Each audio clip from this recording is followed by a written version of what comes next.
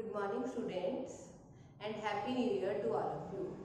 Hope you enjoy your holidays very well as you celebrated the festival of Diwali with all the safety measures and precautions. So today I will teach class 7th chapter 10, that is the part of our second term syllabus. So from today's onward we will start the second term syllabus of class 7th. So here we started the chapter number 10, that is respiration in organism. As we all know, the cell is the functional or structural unit of all the organism. So cell is the basic unit for all the living organism. So a cell is doing all the functional activities, that is nutrition, respiration, excretion, digestion and many more. To do such processes, the cell needs energy. So how we get this energy? So this energy can be get by the process of respiration. You all know your parent always insist you to eat healthy diet or take food after regular intervals. So we have to take food to get energy, and so that these cells perform their functions very well. So question arises, what is respiration? So we respire to get energy. So main purpose of respiration is to get energy. So during respiration we breathe out carbon dioxide and breathe in oxygen. So now the question is, what is respiration? So respiration is the process of breakdown of food in the cell with the release of energy. So respiration is mainly the process of making or storing energy or producing energy. So if this respiration is taking place in the cells of organism, then this is called cellular respiration. So cellular respiration is the process of breakdown of food in the cell with the release of energy. So during breakdown of food, the carbon dioxide is released. So how the breakdown of food take place? The breakdown of food take place with the inhalation of oxygen. So we have to take food regularly so that we can get energy. So respiration is of two types. So number one is aerobic respiration and number two is anaerobic respiration. So the aerobic respiration is the respiration during which the breakdown of food take place using oxygen to give carbon dioxide, water and energy. So here the energy is present in the form of ATP molecules, that is ATP molecules. So ATP is the energy, that is adenine triphosphate. On the other hand, the anaerobic respiration is the breakdown of food which is take place without the use of oxygen. So anaerobic respiration is done without the oxygen. So here these are the number of examples for aerobic respiration. The main example is the human being can be do respiration, that is aerobic respiration. On the other hand, the anaerobic respiration can be done in the yeast cell. So that's why the yeast cells are called anaerobes, because they can survive in the absence of air.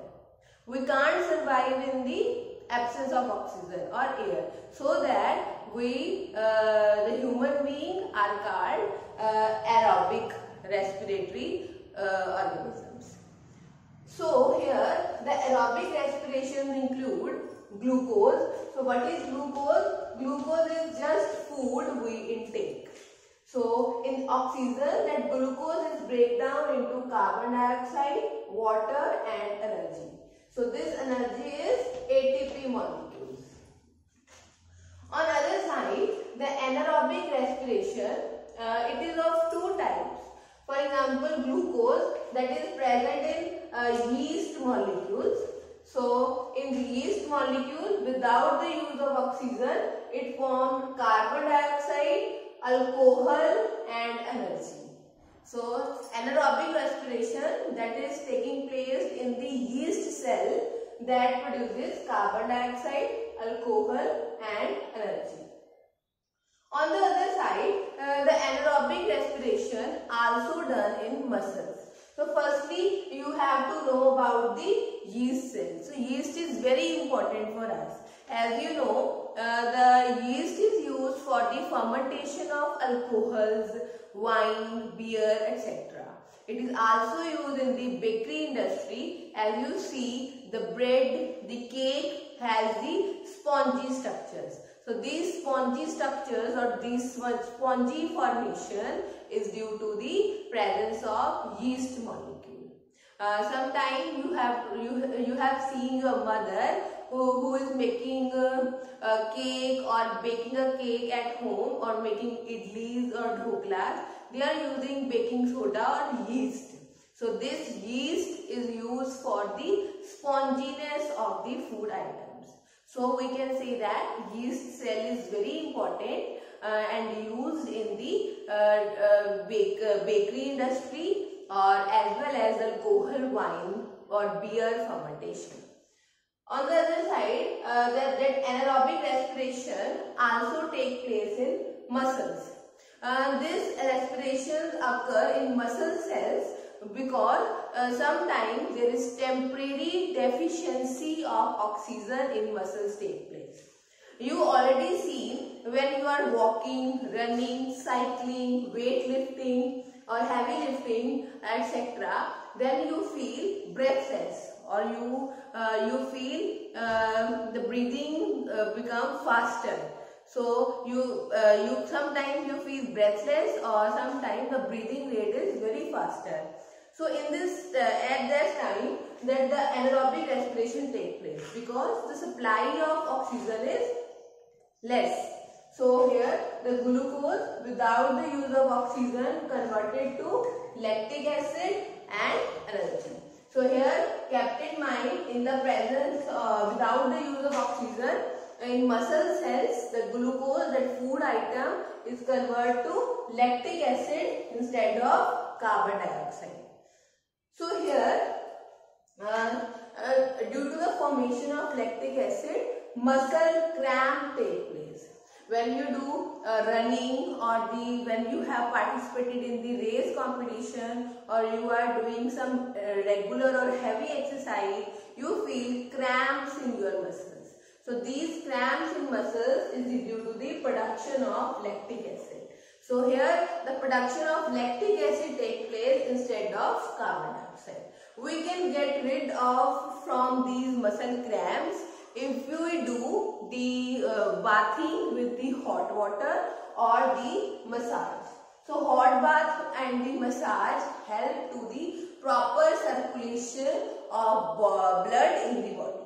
So due to the proper circulation of blood in the body or the proper circulation of oxygen in the body helps to convert that lactic acid into carbon dioxide and water.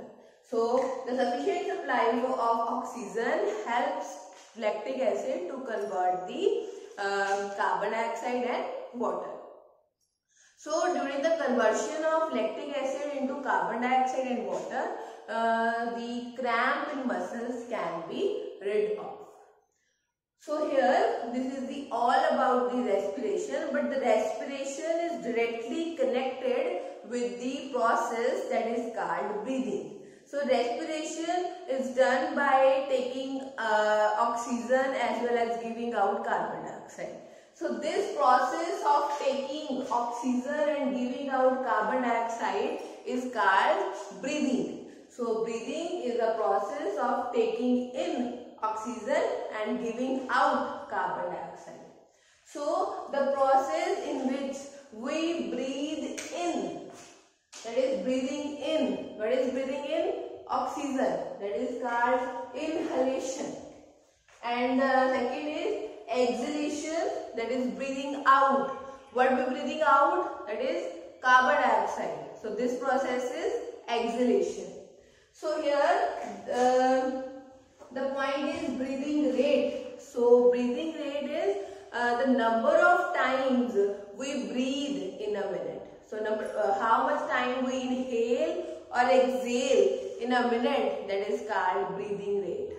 So this breathing rate is different when we do different activities. For example, if we do running or cycling, weightlifting or any other physical activity, the breathing rate can be increases. As you see, you breathe faster if you run for a short interval of time or a long interval of time. When you are running for a certain time interval, you breathe faster.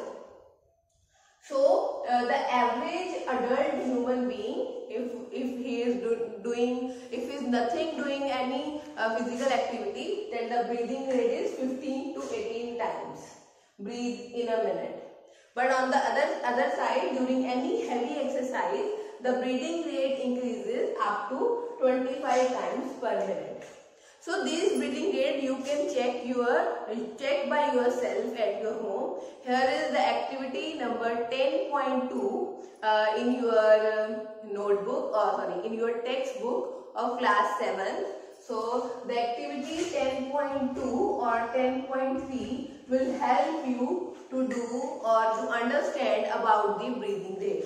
So in activity 10.2, you can do or you can check the breathing rate when you have no any physical activity, or when you are running for a few minutes, or when you run a 100-meter race.